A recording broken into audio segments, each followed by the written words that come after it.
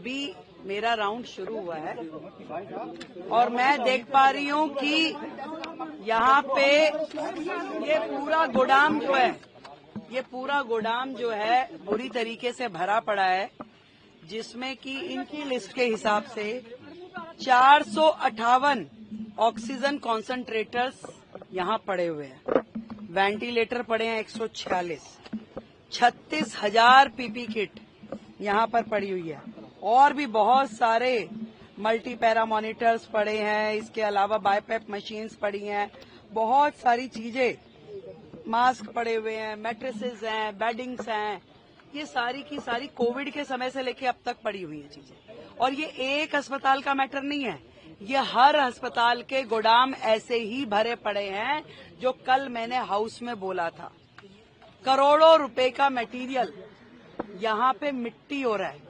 आज यदि हम किसी एक्सपर्ट से इसे दिखाएं भी तो भी ये यूटिलाइज होने की स्थिति में नहीं है। ये केवल आपके गोदाम भरे हुए हैं आज की डेट में, जिसे आप इस्तेमाल नहीं कर सकते। कोविड से लेके अब तक आप मानिए कि 458 ऑक्सीजन कॉन्सेंट्रेटर्स एक अस्पताल में पड़े हैं।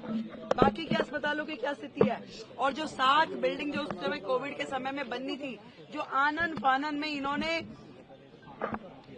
संजय गांधी में उन्होंने पार्किंग में ही बना दी बिल्डिंग।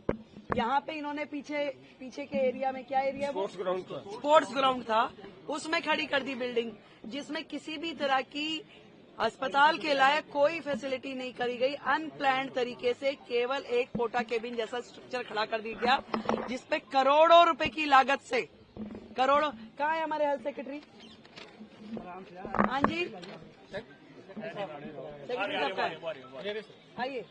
ये जो पीछे का पोटा केबिन बना, वो कितनी लागत का बना हुआ है? अभी तक कितनी लागत लगी है उसमें? जो यहाँ पे कोविड के समय की जो 7 बिल्डिंग्स में से एक बिल्डिंग है, टेम्परेरी स्ट्रक्चर जो बनाया, हाँ, सेमी परमानेंट स्ट्रक्चर, वो यहाँ पे अभी कितना % पूरा हुआ है? 60% पूरा हुआ है। कितनी लागत से बना था ये?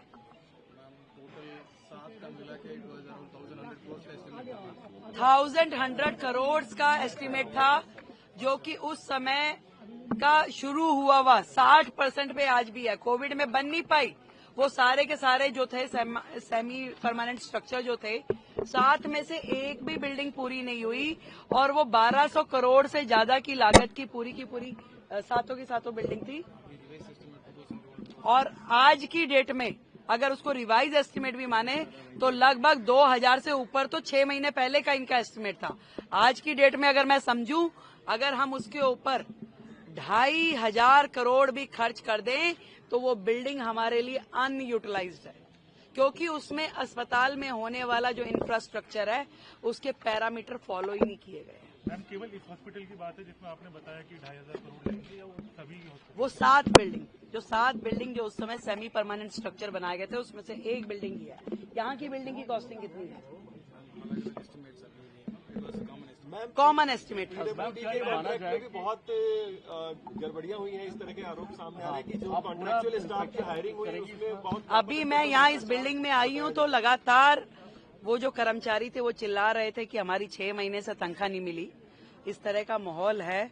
और मैंने तो पहले ही कहा कि दिल्ली सरकार के अस्पताल और दिल्ली सरकार का स्वास्थ्य विभाग खुद बीमार है।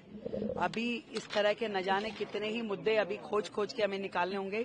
जो लोग चिल्ला रहे हैं कि 2,500 दीजिए, पहले वो ये देखें कि दिल्ली सरकार वो किस हालत में छोड़ के गए हैं।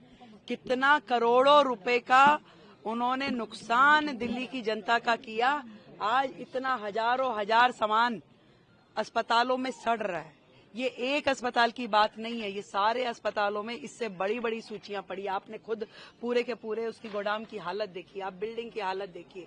कर्मचारियों को तनख्वाह नहीं है, अंदर इंफ्रास्ट्रक्चर नहीं है, चीजें नहीं है। इस बीमार हालत का जिम्मेदार कौन है भाई? आज हमें तो इस स्थिति में आप देखे जा रहे हो।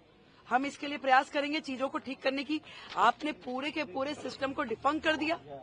आज वो अस्पताल जिसमें हजारों मरीज रोजाना आते हैं, वो इलाज नहीं पा रहे। बेचारे डॉक्टर्स एम्बेरस है। मतलब यहाँ के एमडी साहब जो हैं, इनके पास 4 हॉस्पिटल का चार्ज है। क्या इतने बड़े 4 अस्पताल ये संभालने के लिए स्थिति में है? इतना ओवरबर्डन किया हुआ, एक अस्पताल आदमी संभालने में दिक्कत है।